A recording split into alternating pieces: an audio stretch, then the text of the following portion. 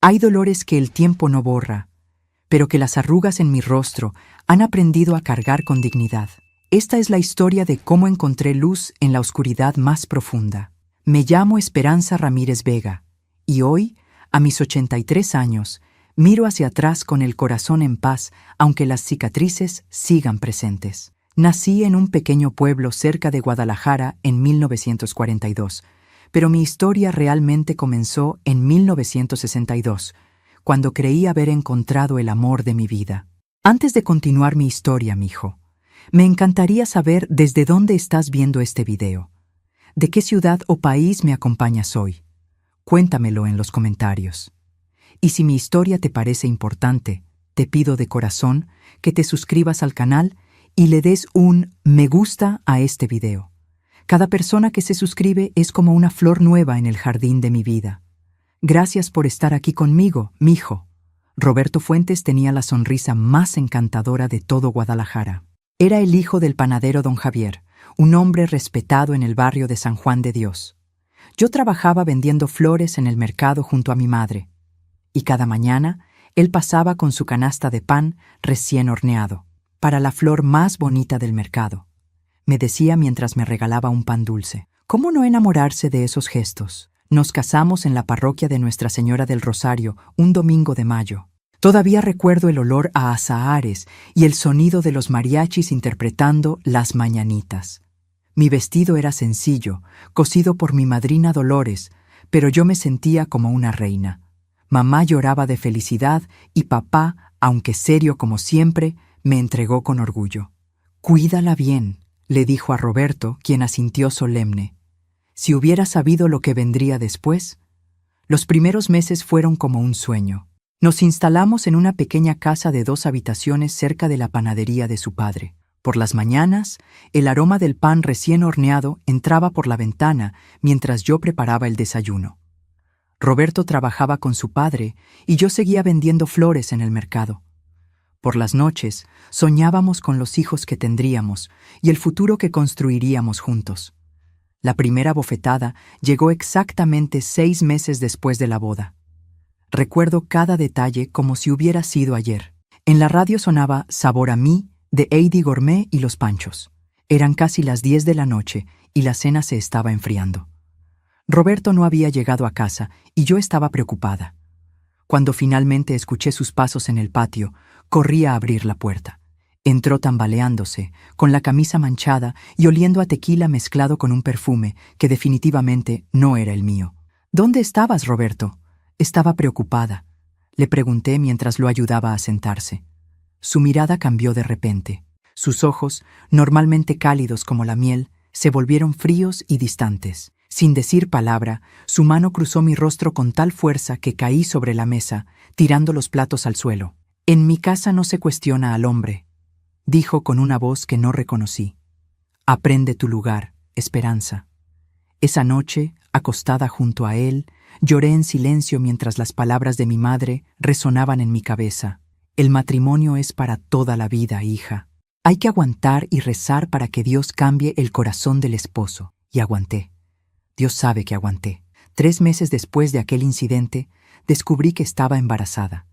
Cuando se lo conté a Roberto, su rostro se iluminó con una sonrisa y me abrazó con ternura. «Un hijo, Esperanza. Un hijo mío».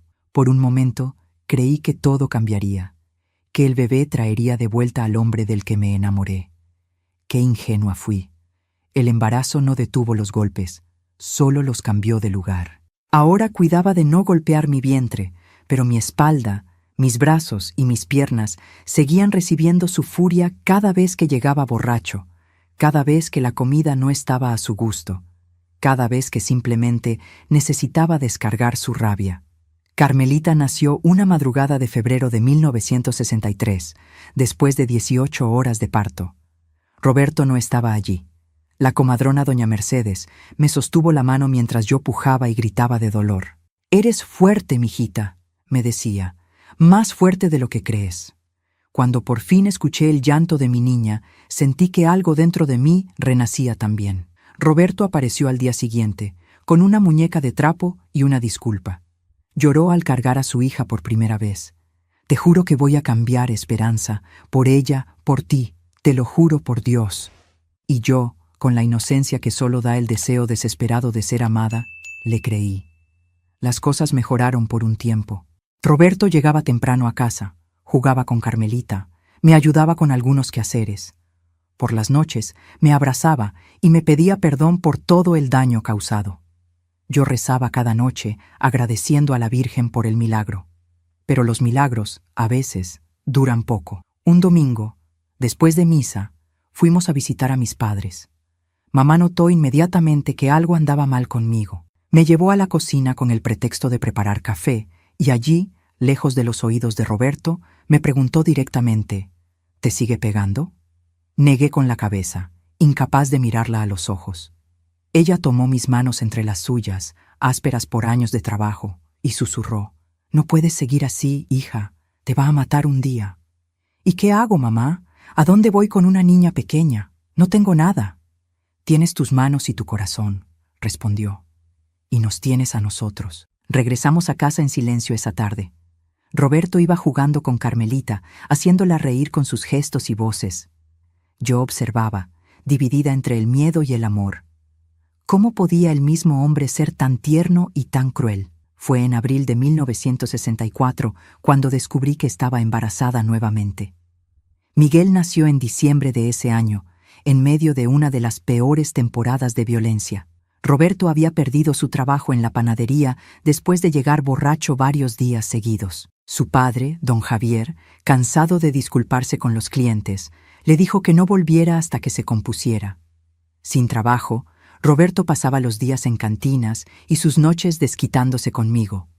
Una noche, mientras Carmelita lloraba en su cuna y yo protegía mi vientre de 8 meses, me quebró 2 costillas porque la sopa estaba fría. El dolor era tan intenso que pensé que moriría allí mismo, en el piso de nuestra cocina, con el sabor metálico de la sangre en mi boca. Doña Soledad, nuestra vecina, escuchó mis gritos y vino a auxiliarme. Ella me llevó al hospital, donde los médicos me atendieron en silencio, con miradas que mezclaban lástima y juicio. Se cayó de las escaleras, fue la historia que conté. La misma historia que contaban todas las mujeres como yo. Miguel nació sano a pesar de todo.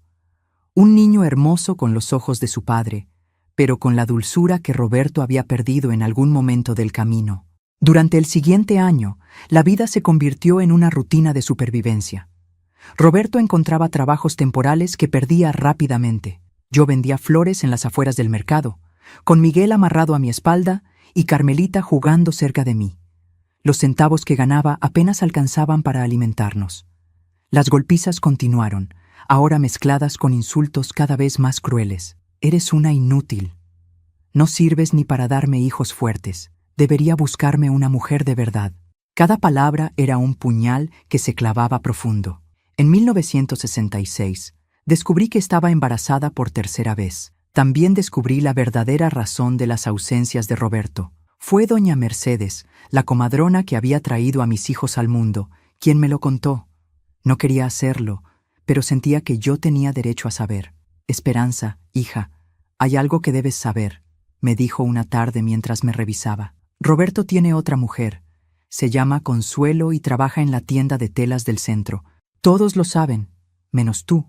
El mundo se detuvo en ese instante. De alguna manera, los golpes y los insultos dolían menos que esta traición.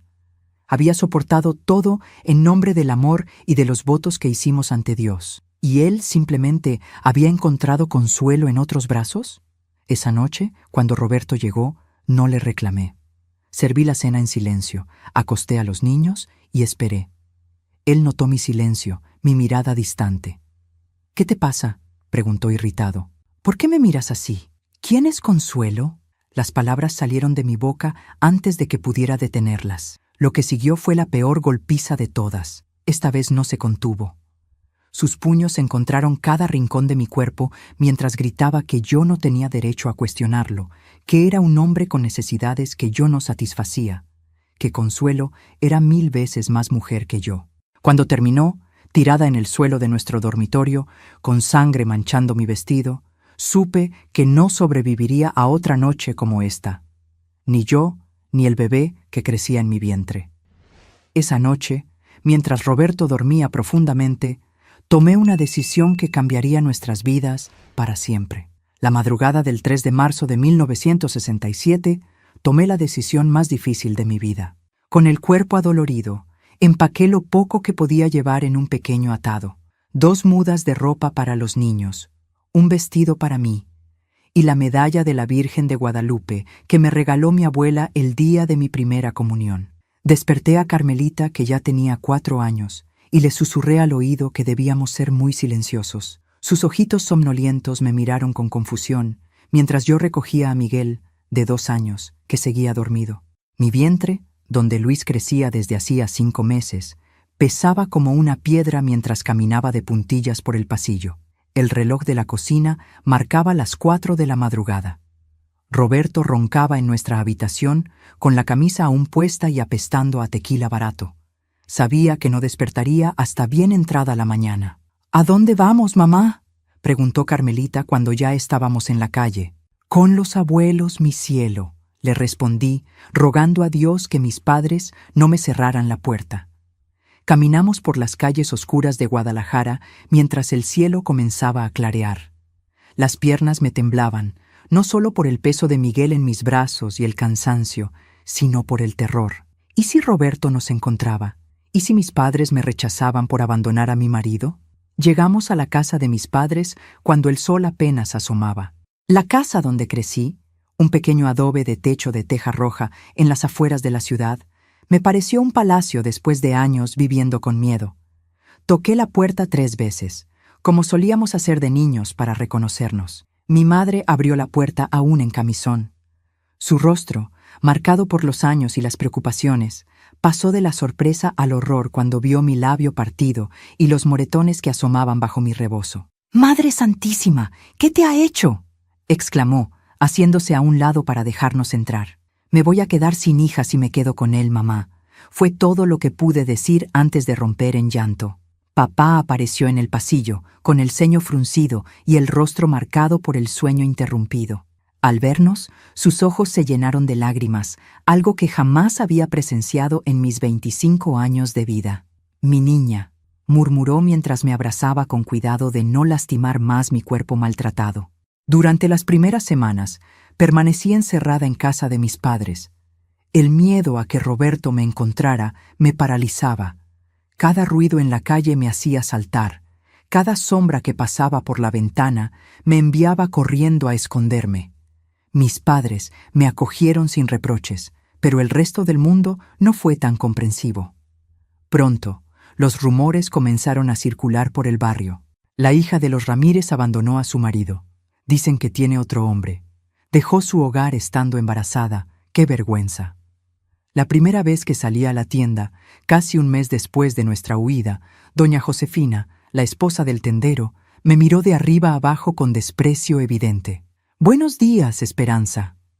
¿Cómo está tu marido?», preguntó con malicia mientras pesaba el arroz que le había pedido. «No lo sé, doña Josefina», respondí con la voz temblorosa. «Claro que no lo sabes. Lo dejaste como un perro, ¿verdad? Una mujer decente soporta todo por su familia. Yo llevo 30 años casada y he pasado lo mío, pero aquí sigo, cumpliendo con mi deber». Salí de la tienda con las mejillas ardiendo de vergüenza y rabia. ¿Por qué nadie entendía que me estaba muriendo lentamente en esa casa? ¿Por qué era yo la juzgada y no el hombre que me golpeaba hasta hacerme sangrar? No fue la última vez que enfrenté el juicio de los demás. La vecina que cruzaba la calle para no saludarme. Las madres que apartaban a sus hijas cuando me veían, como si la separación fuera una enfermedad contagiosa. Incluso el padre Domingo, que había bendecido mi matrimonio años atrás, me negó la comunión un domingo, diciendo que vivía en pecado por abandonar el hogar conyugal. «Lo que Dios ha unido, no lo separe el hombre», me recordó después de la misa, ignorando las marcas que aún se adivinaban bajo mi maquillaje. «¿Y qué dice Dios de un hombre que golpea a su mujer hasta casi matarla, padre?», pregunté con un valor que no sabía que tenía. El sacerdote no respondió, pero la semana siguiente me permitió comulgar nuevamente. A finales de junio recibí la visita que tanto temía. Roberto apareció en la puerta de mis padres un domingo por la tarde. Estaba sobrio, bien vestido y traía un ramo de flores. Carmelita corrió hacia él gritando «¡Papá!» y mi corazón se encogió de miedo. Mi padre salió al portal y se interpuso entre Roberto y la puerta. «Vengo a hablar con mi esposa», dijo Roberto con una calma que me resultó más aterradora que sus gritos. «Mi hija no quiere hablar contigo», respondió mi padre. A sus 60 años se veía frágil frente a Roberto, pero su voz no tembló. «Tiene que volver a casa. Está esperando un hijo mío». «¿Qué dirá la gente?» «La gente ya está hablando, Roberto», intervine saliendo al portal. «Pero prefiero sus palabras a tus golpes». Su rostro se transformó por un instante, mostrando al verdadero Roberto, el que yo conocía demasiado bien. Luego recuperó la compostura. «He cambiado, Esperanza. Lo juro por Dios. Deja que te lo demuestre. Como las otras veces que juraste cambiar, no volveré contigo, Roberto. Nunca más». Dejó las flores en el suelo y se marchó sin decir palabra. Esa noche no pude dormir, esperando que regresara borracho a cumplir sus amenazas. No regresó esa noche, ni la siguiente. Pero una semana después, doña Mercedes vino a verme con una noticia que me heló la sangre. «Roberto se fue de la ciudad, Esperanza», me dijo mientras tomábamos café en la cocina de mis padres. «Se fue con Consuelo a Ciudad de México. La gente dice que van a empezar una nueva vida allá». Sentí como si el suelo se abriera bajo mis pies. Una cosa era dejarlo yo a él, y otra muy distinta ser abandonada. ¿Qué sería de mis hijos sin su padre? ¿Cómo mantendría yo sola a 3 niños pequeños? Luis nació en julio de 1967, un mes antes de lo previsto. Fue un parto difícil, tal vez por el estrés y las preocupaciones que me atormentaban. Era un niño pequeñito, pero con unos pulmones tan fuertes que su llanto se escuchaba en toda la casa. Durante los primeros meses sobrevivimos gracias a la ayuda de mis padres. Papá seguía trabajando como carpintero, aunque sus manos ya no eran tan hábiles como antes. Mamá cuidaba de los niños mientras yo buscaba desesperadamente un trabajo que me permitiera mantenerlos. Pero nadie quería contratar a una mujer separada, con 3 bocas que alimentar y sin experiencia más allá de vender flores en el mercado. Las puertas se cerraban apenas mencionaba mi situación. «No puedo arriesgarme a contratar a alguien que faltará cada vez que uno de sus hijos se enferme», me dijo el dueño de la panadería donde solicité trabajo como dependienta. «Una mujer sola siempre trae problemas», comentó la dueña de una tienda de telas cuando me presenté para un puesto de costurera, a pesar de que mi madre me había enseñado a coser desde niña. El rechazo no solo venía del ámbito laboral. Las familias del barrio prohibían a sus hijas jugar con Carmelita. «No queremos que le peguen las malas costumbres de su madre», escuché decir a una vecina sin siquiera intentar bajar la voz cuando pasé junto a ella. Una tarde, mientras caminaba de regreso a casa después de otra búsqueda infructuosa de empleo, me detuve frente a la Catedral de Guadalajara. Entré y me senté en el último banco, observando la imagen de la Virgen María. «¿Por qué me castigas así?», susurré entre lágrimas. «¿Es este el precio por buscar una vida sin miedo?». Una anciana se sentó a mi lado. Tenía el cabello blanco recogido en un moño y las manos deformadas por la artritis, pero sus ojos brillaban con una sabiduría tranquila. «Dios no castiga a quienes buscan vivir con dignidad, hija», me dijo, tomando mi mano entre las suyas. «Son los hombres quienes juzgan según sus propios miedos y limitaciones». Conversamos durante horas en aquel banco de iglesia. Se llamaba Doña Refugio y había enviudado joven, criando sola a 5 hijos en una época donde eso era casi un escándalo. Me contó cómo había sobrevivido vendiendo flores que cultivaba en su pequeño patio. «Las flores son milagros que crecen del barro y la esperanza», dijo con una sonrisa. «Y tú, niña, llevas el nombre perfecto para este oficio». Al despedirnos, me apretó la mano con fuerza. «Ven a verme mañana. Tengo un pedazo de tierra detrás de mi casa que no uso. Quizás podamos llegar a un acuerdo». Aquella noche, acosté a mis 3 pequeños con una sensación diferente en el pecho. Por primera vez en meses, sentí algo parecido a la esperanza. El terreno de Doña Refugio cambió mi vida para siempre. Era un solar pequeño, no más grande que 2 habitaciones juntas, pero estaba bien ubicado detrás de su casa en el barrio de Analco, cerca del Parque Morelos. Cuando lo vi por primera vez, No era más que tierra seca y algunas piedras. «No parece gran cosa ahora», me dijo doña Refugio mientras recorríamos el terreno bajo el sol ardiente de agosto de 1967. «Pero la tierra es buena. Mi difunto esposo solía cultivar aquí antes de enfermar. El acuerdo era simple. Yo cultivaría flores. Doña Refugio me enseñaría todo lo que sabía sobre jardinería y compartiríamos las ganancias. Ella ganaba una ayuda para su vejez y yo una oportunidad para mantener a mis hijos con dignidad. «¿Sabes algo sobre cultivo de flores?», me preguntó mientras me entregaba un rastrillo oxidado. «Solo sé venderlas», confesé. «Mi madre y yo las comprábamos a los cultivadores de Tlaquepaque». «Entonces aprenderás desde el principio», sonrió. «Como todo en la vida». Las primeras semanas fueron agotadoras. Me levantaba al amanecer, preparaba el desayuno para mis padres y mis hijos, y luego caminaba 40 minutos hasta la casa de doña Refugio. Trabajaba la tierra hasta que mis manos sangraban, aprendiendo a distinguir el momento exacto para regar, la profundidad ideal para las semillas y la distancia perfecta entre plantines. Por las tardes regresaba a casa de mis padres, donde Miguel y Luis me esperaban ansiosos, mientras Carmelita comenzaba a asistir a la escuela primaria. Las noches las dedicaba a coser ropa para los niños y a aprender todo lo que podía sobre floricultura en un libro desgastado que doña Refugio me había prestado. «Los claveles necesitan menos agua que las dalias», me explicaba ella mientras revisaba mi trabajo del día. «Y las rosas, ay mijita, las rosas son como las mujeres hermosas, exigentes, pero vale la pena el esfuerzo». Octubre de 1967 trajo nuestras primeras flores, cempasúchil brillantes y aromáticas para el Día de Muertos. No eran muchas, apenas lo suficiente para llenar 2 canastos, pero cuando las vendimos todas en menos de 1 hora frente al Panteón de Mezquitán, sentí una alegría que no había experimentado en años. 10 pesos, contó doña Refugio al final del día. 5 para ti, 5 para mí. Aquellos 5 pesos fueron los primeros que gané por mi propio esfuerzo desde que dejé a Roberto. Esa noche compré pan dulce para celebrar con mis hijos y mis padres. «Esto es solo el comienzo», dijo mi padre, levantando su taza de café en un brindis improvisado. Por primera vez desde nuestra llegada, vi orgullo en su mirada cansada. El invierno de 1967 nos trajo nochebuenas. Para entonces, ya habíamos ampliado nuestro pequeño jardín, aprovechando cada centímetro del terreno. Doña Refugio me enseñó a crear macetas con latas viejas y botellas cortadas, multiplicando así nuestro espacio de cultivo. «La gente rica quiere flores en Navidad, pero no quiere gastar como rica», me explicó mientras pintábamos de rojo las latas para hacerlas más atractivas. «El truco está en hacerlas sentir especiales sin cobrarles tanto que se asusten».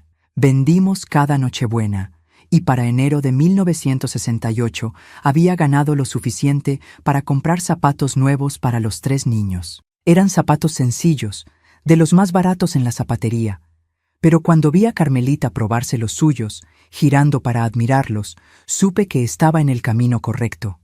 La primavera trajo nuevos desafíos. Nuestras flores comenzaban a ganar reputación en el barrio, y las señoras de casa nos pedían ramos especiales para santos y cumpleaños. Necesitábamos expandirnos, pero el terreno de doña Refugio ya estaba completamente utilizado. Una tarde, mientras regresaba a casa después de entregar un pedido especial de lirios, me detuve frente a un solar abandonado cerca del mercado San Juan de Dios. Era un terreno lleno de escombros y basura, pero grande y con buena luz. Un cartel desgastado anunciaba «Se renta». El precio del alquiler era imposible para mí en ese momento, pero la idea quedó plantada en mi mente, como una semilla esperando el momento adecuado para germinar. Fue en junio de 1968 cuando el destino intervino de maneras inesperadas. Una mañana, mientras arreglaba un ramo de margaritas para la esposa del boticario, un hombre elegante entró en nuestro pequeño puesto improvisado frente a la casa de doña Refugio. «Buenos días», saludó, observando con interés nuestras flores. «Me dijeron que aquí puedo encontrar las mejores flores de la zona». «Son flores humildes, señor», respondió doña Refugio, «pero cultivadas con amor». El hombre se presentó como don Gustavo Mendoza, gerente del Hotel Francés, uno de los más antiguos y prestigiosos de Guadalajara. Buscaba un proveedor regular de flores para el lobby y los salones del hotel. Nuestro proveedor anterior nos ha fallado 3 veces este mes, explicó. Y una boda arruinada por falta de centros de mesa es algo que no puedo permitirme nuevamente. Mi corazón latía tan fuerte que temí que pudieran escucharlo. Un contrato con el Hotel Francés significaría ingresos regulares, la posibilidad de expandirnos, tal vez incluso alquilar aquel terreno cerca del mercado. No sé si podamos cumplir con un pedido tan grande, confesé. Somos solo nosotras dos y nuestro espacio es limitado. Don Gustavo observó nuestro pequeño jardín y asintió comprensivamente. Luego, para mi sorpresa, sonrió. Conozco un terreno cerca del mercado San Juan de Dios, dijo. Pertenece a mi cuñado y lleva meses intentando alquilarlo. Quizás podamos llegar a un acuerdo beneficioso para todos. Así fue como, a finales de junio de 1968, firmé mi primer contrato, un acuerdo para proveer flores frescas al Hotel Francés 3 veces por semana. Y a cambio, el hotel adelantaría 6 meses de alquiler para el terreno que se convertiría en nuestro primer vivero formal. La noticia de mi pequeño éxito se extendió rápidamente por el barrio. Las mismas personas que antes me juzgaban, ahora me saludaban con respeto. Doña Esperanza. Me llamaban ahora, a mis 26 años. La mujer abandonada se había convertido en empresaria. No todo fue fácil, por supuesto. El terreno nuevo requería mucho trabajo para convertirlo en un jardín productivo. Contraté a 2 muchachos del barrio para ayudarme con las tareas más pesadas, pero las jornadas seguían siendo extenuantes. Mis hijos crecían rápidamente. Carmelita, con casi 6 años, ya era mi pequeña ayudante. Le enseñé a reconocer cada flor, a saber cuándo estaban listas para cortar, a armar pequeños ramos. Miguel, de 4 años, era demasiado inquieto para la jardinería, pero disfrutaba llevando mensajes entre el vivero y la casa de Doña Refugio. Y Luis, mi pequeño de 1 año, pasaba las mañanas en una caja de madera adaptada como corralito, bajo la sombra de un naranjo que había sobrevivido milagrosamente entre los escombros. El día de la independencia de 1968 marcó otro hito en nuestra pequeña empresa. El Hotel Francés organizaba una fiesta especial y nos encargaron la decoración completa. 100 centros de mesa con los colores de la bandera mexicana. Trabajamos día y noche durante 1 semana.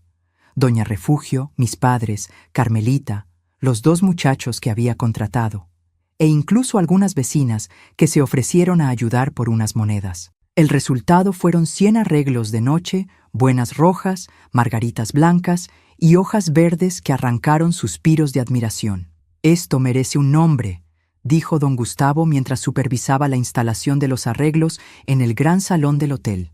«Un negocio serio debe tener un nombre serio». Esa noche, regresé a casa con una idea dando vueltas en mi cabeza. Al día siguiente, pinté un letrero sencillo que colgué en la entrada de nuestro vivero. Flores Esperanza, cultivadas con amor desde 1967. Para diciembre de 1968, Flores Esperanza era conocido en todo el centro de Guadalajara. Habíamos ampliado nuestra clientela para incluir 3 hoteles más, varias iglesias y decenas de clientes regulares que venían específicamente a buscar nuestros arreglos. Contraté a 4 mujeres más, todas en situaciones similares a la mía, abandonadas o viudas con hijos que alimentar y puertas que se cerraban ante ellas. Les enseñé lo que Doña Refugio me había enseñado a mí, y pronto formamos una pequeña comunidad unida por las flores y las circunstancias. «Has creado más que un negocio», me dijo Doña Refugio en Nochebuena, mientras compartíamos una cena sencilla pero abundante en mi casa. Mis padres, mis hijos, las mujeres que trabajaban conmigo y sus familias, todos reunidos alrededor de una mesa que ya no cabía en la pequeña cocina y se extendía hasta la sala. «Has creado una familia». 1969 llegó con nuevos retos y oportunidades. Una florería elegante del centro nos propuso comprar toda nuestra producción, ofreciéndonos un pago mensual fijo que resultaba tentador.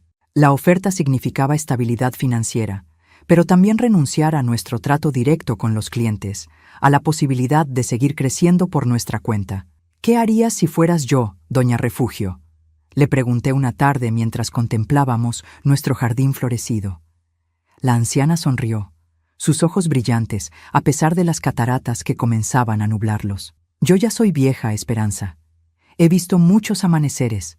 Lo que sé es que las flores no crecen a la sombra de otros árboles. Necesitan su propio espacio bajo el sol. Rechacé la oferta y, en cambio, propuse un acuerdo diferente. Les suministraríamos ciertos tipos de flores que no cultivaban ellos mismos, manteniendo nuestra independencia para seguir vendiendo directamente a otros clientes. Con los ingresos más estables, pude por fin alquilar una casa pequeña para mis hijos y para mí, cerca del vivero. Era una casita de 2 habitaciones con un patio trasero donde inmediatamente comencé a cultivar las flores más delicadas que requerían atención constante. La mudanza fue emotiva. Mis padres habían sido nuestro refugio durante casi 2 años, y dejarlos significaba dar otro paso hacia la independencia, pero también alejarme de su protección. «Siempre serás nuestra niña», dijo mi madre, mientras me ayudaba a colgar unas cortinas sencillas en la que sería mi habitación, compartida con Luis. «Pero ya es hora de que vueles con tus propias alas». Mi padre, siempre parco en palabras, me abrazó con fuerza antes de marcharse esa primera noche. «Estoy orgulloso de ti, Esperanza», susurró.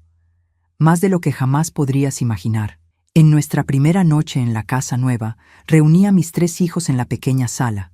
Carmelita, con casi 7 años, Miguel de 5 y Luis de 2, me miraban con ojos grandes y expectantes. «Este es nuestro hogar ahora», les dije. «Lo hemos conseguido juntos». «¿Y papá?», preguntó Miguel de repente. «¿Vendrá a vivir con nosotros también?». La pregunta me golpeó como una piedra. Los niños apenas mencionaban a Roberto, especialmente desde que supimos que se había casado con Consuelo en Ciudad de México y esperaban un hijo. «No, mi amor», respondí con toda la honestidad que pude reunir. «Papá tiene otra familia ahora, como nosotros tenemos la nuestra. Pero eso no significa que los quiera menos a ustedes». Esa noche, abracé a mis hijos hasta que se durmieron, agradeciendo silenciosamente por el camino recorrido y las flores que habían traído esperanza a nuestras vidas. El año 1970 llegó con el aroma de una nueva década, trayendo vientos de cambio para nuestra pequeña familia y para Flores Esperanza. Mi negocio se había convertido en más que un medio de sustento. Era un símbolo de lo que una mujer podía lograr a pesar de las circunstancias. Enero comenzó con una noticia inesperada. Don Gustavo, nuestro primer cliente importante del Hotel Francés, me citó en su oficina una mañana de lluvia. Con el cabello recogido y vistiendo el único vestido formal que poseía, me presenté puntualmente, temiendo que quisiera cancelar nuestro contrato. «Esperanza», me dijo mientras me ofrecía café en una taza de porcelana fina. «El dueño del hotel ha venido desde la Ciudad de México para la fiesta anual de los empleados». Quedó impresionado con los arreglos florales del lobby. Asentí nerviosa, sin entender a dónde conducía esta conversación. «El Grupo Hoteles Azteca está ampliando su cadena. Abrirán 3 hoteles más este año. Uno en Puerto Vallarta, otro en Morelia y uno más en Oaxaca. Quieren un proveedor exclusivo de flores para todos sus establecimientos». Mi corazón dio un vuelco. La oportunidad era inmensa, pero también el desafío. Nuestro pequeño vivero apenas daba abasto para nuestros clientes actuales. «Les hablé de ti», continuó don Gustavo, «de cómo empezaste desde cero, de la calidad de tus flores, de tu compromiso. Quieren conocerte».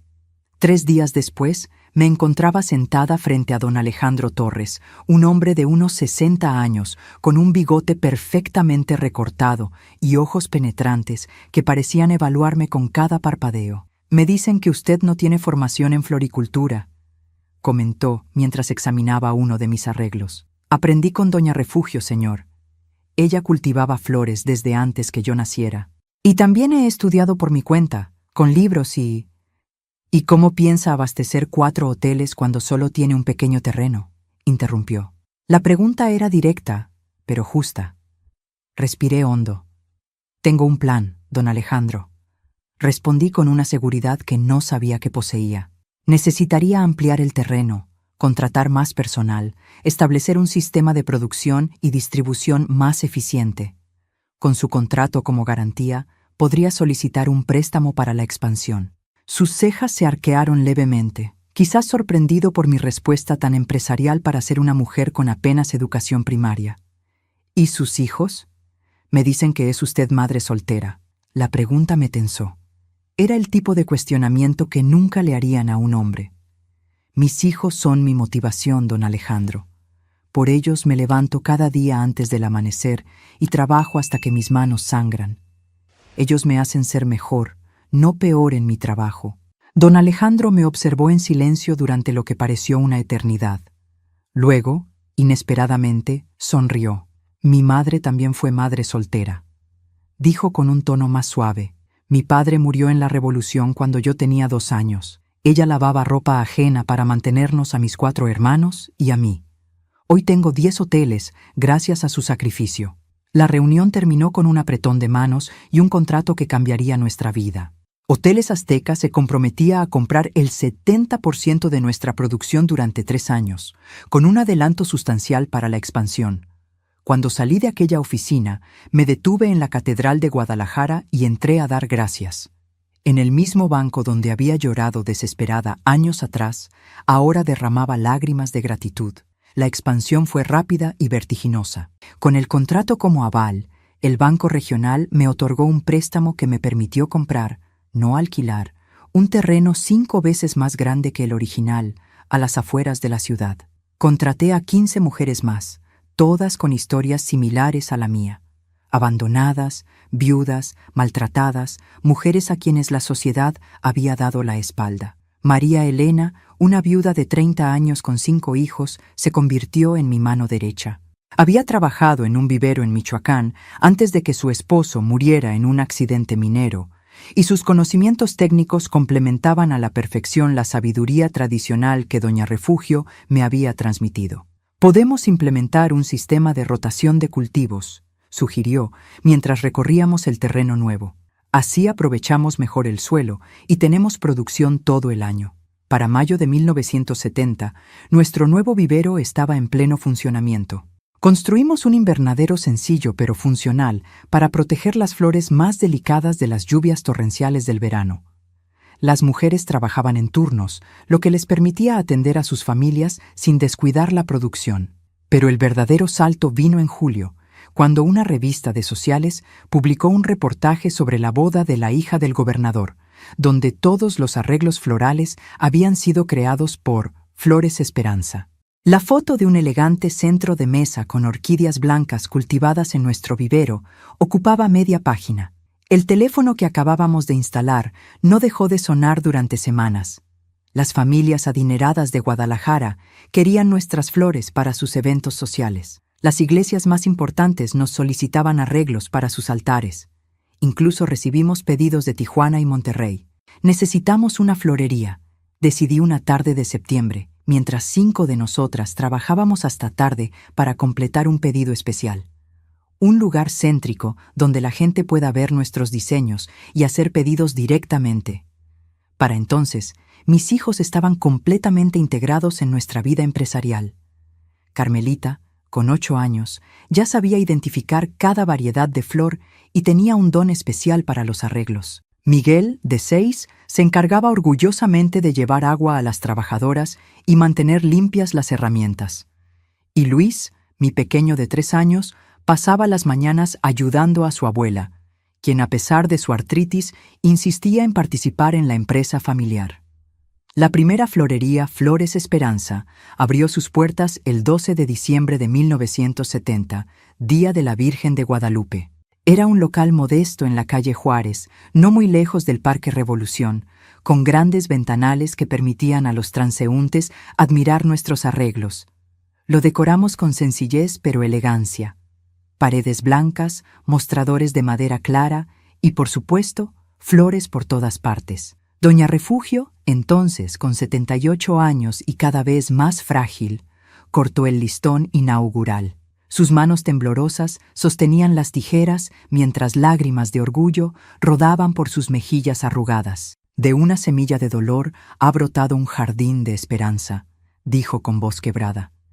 Estas flores no solo embellecen las casas, sino que han dado sustento y dignidad a mujeres que la sociedad había desechado. Sus palabras me hicieron reflexionar sobre el camino recorrido. 4 años atrás, había huido en la madrugada con mis hijos para escapar de los puños de Roberto. En ese momento me sentía un fracaso, una mujer incapaz de mantener su matrimonio, incapaz de dar a sus hijos un hogar normal. La culpa y la vergüenza me atormentaban casi tanto como el miedo. ¿Y ahora? Ahora daba empleo a 20 mujeres. Mis flores adornaban los hoteles más prestigiosos del estado. Tenía una casa propia, modesta pero cómoda, donde mis hijos crecían felices y seguros. Había construido algo hermoso a partir del dolor. En Navidad de 1970 organicé una cena para todas las familias vinculadas a Flores Esperanza. Alquilamos el salón parroquial y allí reunimos a más de 70 personas. Trabajadoras, sus hijos, sus madres, todos los que formaban parte de nuestra comunidad. En medio de la celebración, María Elena propuso un brindis. Por esperanza, dijo levantando su copa, que nos enseñó que después de la tormenta no solo viene la calma, sino que también pueden florecer los jardines más hermosos. El año 1971 trajo nuevos desafíos y bendiciones. Con la florería funcionando a pleno rendimiento y los contratos hoteleros asegurados, decidí dar el siguiente paso: iniciar una pequeña escuela de floricultura para mujeres en situación vulnerable. Quiero transmitir lo que he aprendido, le expliqué a mi padre una tarde mientras lo acompañaba al médico. A sus 69 años, su salud comenzaba a deteriorarse, pero su mente seguía tan lúcida como siempre. Para que otras mujeres puedan hacer lo que yo hice, siempre fuiste distinta, Esperanza, respondió tomando mi mano con fuerza. Desde niña, tu madre y yo temíamos por ti, por esa rebeldía tuya. Y mira ahora, esa rebeldía te salvó la vida.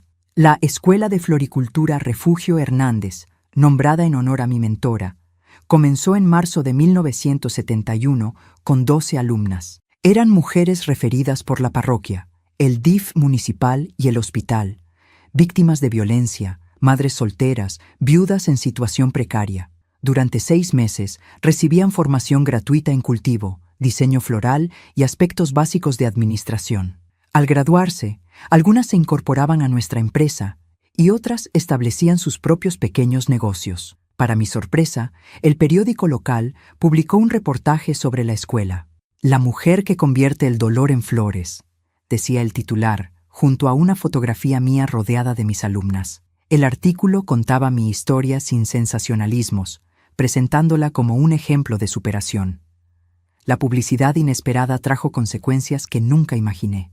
Una mañana de junio, mientras supervisaba un cargamento de flores para Puerto Vallarta, María Elena me avisó que alguien me buscaba en la oficina. Al entrar, me quedé paralizada. Roberto estaba sentado junto a mi escritorio, mirando una fotografía de nuestros 3 hijos que yo mantenía enmarcada. «Hola, Esperanza», dijo poniéndose de pie. Estaba más delgado, con algunas canas en las sienes, pero sus ojos seguían siendo los mismos que alguna vez me habían enamorado y luego aterrorizado. «¿Qué haces aquí?», pregunté con voz firme, aunque mis piernas temblaban. «Vi el artículo en el periódico», respondió. «Me lo envió mi primo Raúl. No imaginaba que hubieras logrado todo esto». Un silencio incómodo se instaló entre nosotros. 1000 pensamientos cruzaron mi mente. Miedo de que intentara reclamar parte del negocio, temor por mis hijos, rabia acumulada durante años. «¿Qué quieres, Roberto?», pregunté finalmente. Bajó la mirada antes de responder. «Consuelo me dejó hace un año. Se llevó a nuestra hija. Estoy tratando de rehacer mi vida. Cuando vi lo que has logrado, pensé que tal vez...» «¡No!», interrumpí con una claridad que me sorprendió a mí misma. «No hay un tal vez para nosotros, Roberto. Esa puerta se cerró hace mucho tiempo». «Pero los niños necesitan a su padre», insistió con un tono que mezclaba súplica y esa vieja autoridad que tanto me había sometido. «Los niños tienen una madre que es padre y madre para ellos», respondí. «Una madre que nunca los ha abandonado, que ha trabajado hasta el agotamiento para darles todo. Si quieres verlos, tendrá que ser bajo mis términos y solo si ellos quieren». Se marchó sin hacer escándalo, algo que años atrás habría sido impensable. Acordamos que podría visitar a los niños una vez por mes, siempre en mi casa y siempre bajo mi supervisión. Las primeras visitas fueron tensas. Carmelita, que tenía recuerdos más vívidos de los episodios violentos, se mostró distante. Miguel y Luis, demasiado pequeños cuando nos separamos, lo observaban con curiosidad, pero sin la conexión que Roberto esperaba. Con el tiempo, establecieron una relación cordial pero distante.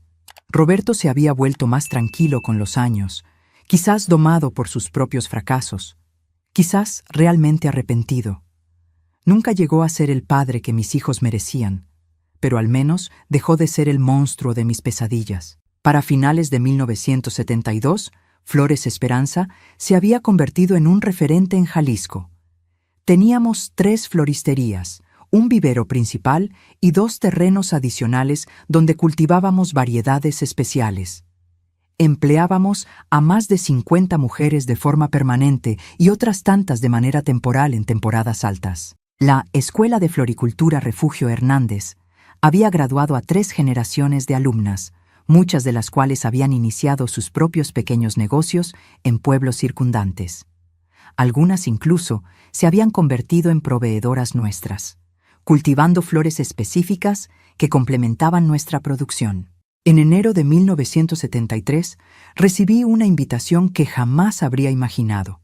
La Universidad de Guadalajara me pedía dar una charla a las estudiantes de la Facultad de Agronomía sobre el cultivo sustentable de flores ornamentales. Yo, que apenas había terminado la primaria, de pie frente a futuras ingenieras y científicas. La idea me aterraba y me emocionaba a partes iguales. «Ve», me animó doña Refugio, entonces ya postrada en cama la mayor parte del tiempo. «Ve y diles que el conocimiento más valioso no siempre viene de los libros, sino de las manos que trabajan la tierra y del corazón que persevera». El día de la conferencia, mis 3 hijos se sentaron en primera fila. Carmelita, con 11 años, me observaba con admiración. Miguel, de 9, sonreía orgulloso, y Luis, de 6, dibujaba flores en su cuaderno mientras esperaba que su mamá subiera al estrado. Al mirarlos, recordé aquella madrugada de marzo de 1967, cuando salimos de puntillas de la casa donde el miedo era más fuerte que el amor. Recordé el peso de Miguel en mis brazos, la manita de Carmelita aferrándose a mi falda, mi vientre pesado donde Luis crecía ajeno al mundo que lo esperaba. Mi nombre es Esperanza Ramírez. Comencé frente al auditorio lleno. Y hoy quiero compartirles cómo un pequeño terreno y unas semillas pueden cambiar no solo la vida de una mujer, sino la de toda una comunidad. Mientras hablaba, sentí que cerraba un círculo. La mujer golpeada y abandonada, a quien los vecinos evitaban por temor al contagio de su desgracia, ahora era escuchada con respeto. La mujer a quien le negaron trabajo por ser madre soltera, ahora daba empleo a decenas de familias. Hoy, en 1975, al mirar atrás desde mis 33 años, veo un jardín florecido donde antes solo había tierra árida regada con lágrimas. Mis hijos crecen sanos y seguros. Doña Refugio nos dejó el año pasado, pero su legado vive en cada flor que cultivamos y en cada mujer que encuentra su fuerza a través de nuestro trabajo.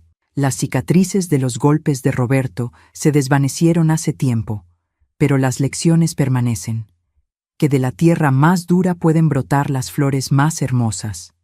Que después de la noche más oscura siempre llega el amanecer. Que como mi nombre lo indica, mientras haya vida, siempre habrá esperanza. Y esa esperanza, como las flores que cultivamos, solo necesita un poco de tierra, agua y luz para transformar el mundo. Muchas gracias por escuchar la historia de esta vieja. A veces pienso que Dios me ha dejado vivir tantos años para poder compartir lo que aprendí en el camino, para que tal vez mi dolor sirva de consuelo a alguien más. Si mi historia te tocó el corazón, te pido un favorcito muy especial. Suscríbete a este canal para que otras personas puedan escuchar historias como la mía. Con un solo clic en ese botoncito rojo que dice suscribirse, me ayudas a mí y a otras abuelitas a ser escuchadas. Y si no es mucha molestia, dale me gusta a este video.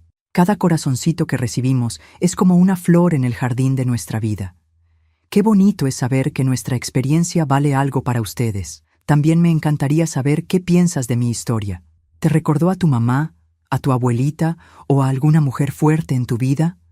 Cuéntamelo en los comentarios, porque para esta vieja no hay regalo más grande que saber que su historia sigue viva en el corazón de otros. Recuerda, mijo, la vida a veces nos golpea duro, pero como las flores después de la tormenta, podemos volver a levantarnos más hermosos y fuertes. Que Dios te bendiga y no olvides suscribirte.